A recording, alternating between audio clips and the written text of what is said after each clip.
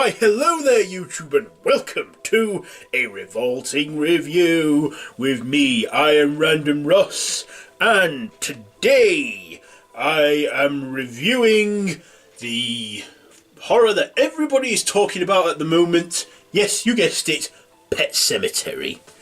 And this was directed by Kevin Koloch or whatever, Dennis Widmeyer, and stars Jason Clarke, Amy Seimetz,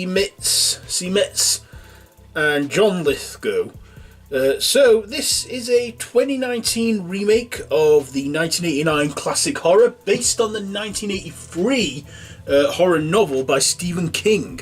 So before we get any further, I do want to warn you now that this is a spoiler review, okay? So if you have not seen Pet Sematary, the 2019 remake, you don't want any spoilers, turn away now, or watch my spoiler-free review, which is on my channel. I've done a spoiler-free review to this, so don't worry. If you haven't seen it and you want to see my review, I will link a spoiler-free review. I will try and remember to link it down in the description below, or find it on my channel. A drink of water because my voice strained doing my spoiler-free review. So, yes. Car reversing.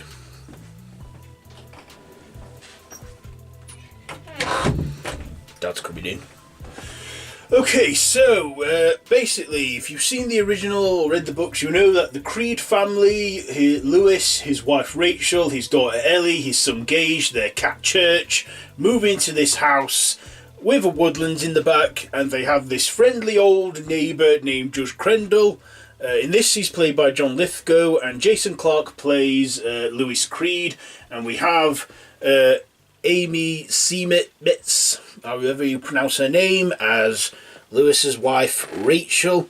So basically they move in to start a new life, and along the way they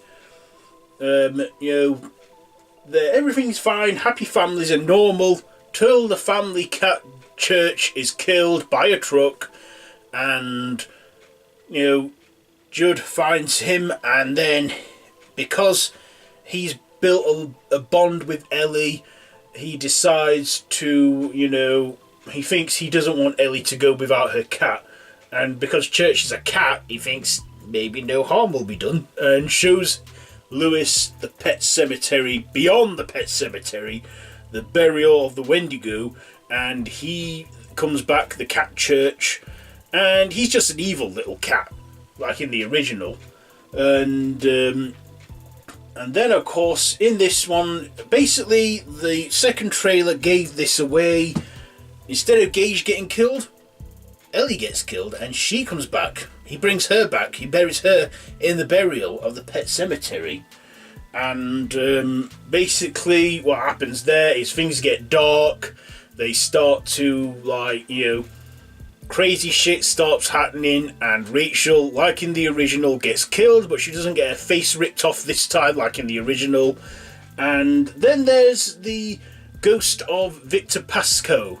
Yes, we have that scene where Pascoe is rushed into the ER, well, in this, Creed's like a campus college doctor, and he dies, and then next thing you know, he becomes a ghost and tells Lewis to not do this, that, or the other, because he wants to help him and that. He buries Ellie, she gets brought back, and then at the end, Ellie kills Rachel, and Rachel begs to not be buried, tells Lewis not to bury her there, but Ellie kind of does it. And then next thing you know, as Lewis is about to kill Ellie, Rachel kills Lewis, just like in the original. They change it up. And then next thing you know, Lewis gets buried in the ground, and then he comes back. Next thing, the ending, they burn Judd's house to the ground, and then little Gage, who's still alive, in the car, because Lewis puts him in the car, telling him to wait there. Gage is the only one left, and then the car unlocks, as a resurrected Lewis is about to get him, and then it abruptly ends there. And yeah, I assume this, right? I assume that they do the same. They kill Gage and then they bury him in the ground. And Gage, he didn't look that scared. He didn't. Maybe he knew what was coming and he wanted to be part of the Creed family, the undead Creeds, and their cat church. Okay, enough with the plot. I've rambled now. Let's get on to my likes and dislikes about this one. First of all, the likes.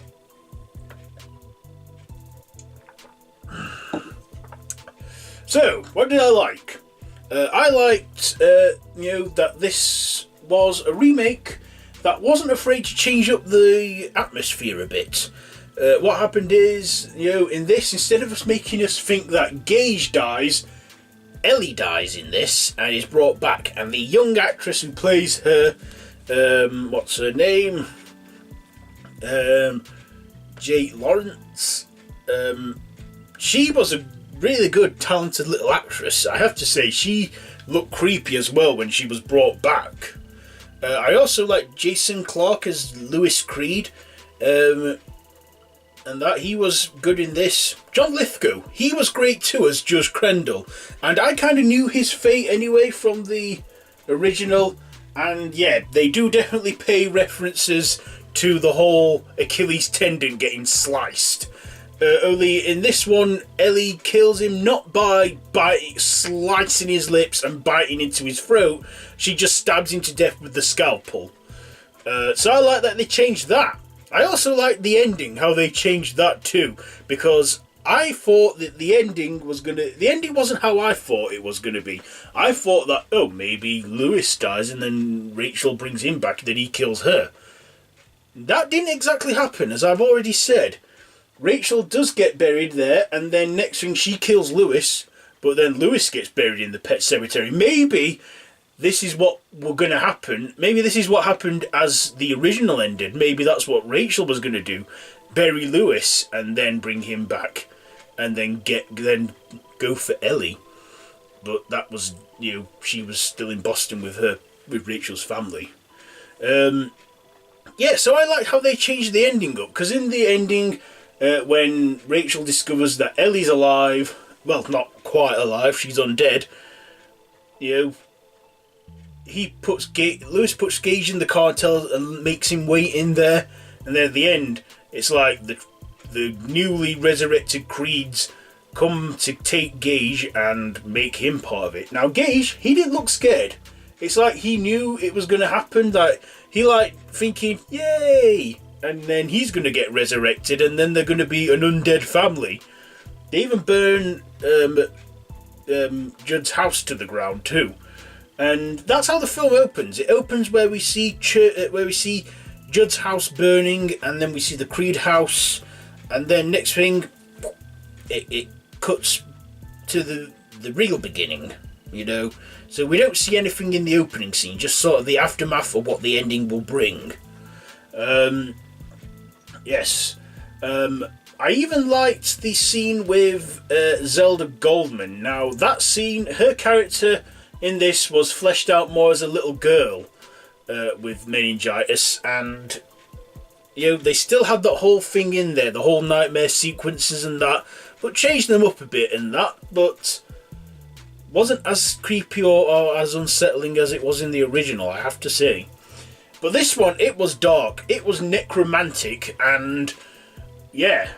I even liked Amy Seimetz, who was Rachel in it. She was great in this. I enjoyed her performance in this. She, in a lot of scenes, stole the show, and that's what I liked about it. She was just a brilliant actress in this, and yeah, she was good. Yeah, what else did I like? Yeah, I just thought this was a fairly decent remake. And, I'm thinking some remakes, they're not as good, but I'm thinking now, what if they're actually getting it right with horror remakes? I'm not saying all horror remakes are good. Do I prefer the original to this one? I don't know. It's hard to see. It is hard to see. Yeah. Yeah.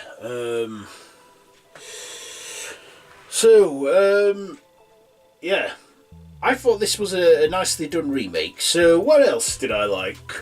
I like that they ended it with the music, that song, that I don't wanna be buried in a pet cemetery. I mean, it wasn't the Ramones version, it was a cover, but it was a good cover, and I thought that was a good way to end the film. Yeah, I thought this was a solid remake, and I do recommend it to you Stephen King fans. I'm thinking, is this King approved? I know the original must have been, because Stephen King had a cameo in it as the minister. I don't know if he had a cameo in this one. He might have. I might have missed it. I don't know. But yeah, or maybe I don't know if this one is King approved. That's what I like to say. If Stephen King likes a movie adaptation of one of his books, King approved. Anyway, my dislikes. I do have a few little dislikes. Hang on, I have one more like. I like the cat they had for church. He was creepy and an evil little creature. And was all dirty and muddy and that, like he should have been. Though, like he's been in the dirt and that. Okay, so, yes. My dislikes. Now, there were a lot of night sequences where sometimes it was a bit too dark and I couldn't really see anything. And the cinema was dark. But yeah, there were some bits where it was dark and I couldn't, and it was like a bit hard to see. But other than that, it was an okay film. So, yes. Is there anything else I want to say? Anything else I want to spoil for you, as this is a spoiler review? No, I don't think so. So, final thoughts and ratings. I thought this was a good remake. And another dislike is the trailer. I don't think the trailer should have included a big spoiler. I think if I just avoided the second trailer like Emma did from Spooky Astronauts and Lisa did from Lisa Loves, I probably would have been more shocked and surprised. But yeah, I like that they changed things up in this remake, because if you do a remake where it's pretty much a similar plot line, it's going to be very predictable. And this wasn't as predictable as I thought it would be, especially the ending. Okay, so yeah, ratings. So I'm going to give Pet Sematary 2019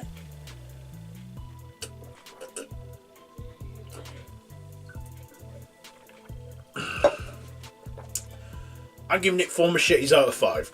4 machetes out of 5 for Pet Sematary 2019. So that has been my review, my revolting review on the Pet Sematary remake. Let me know down in the comments below, what did you think to this film?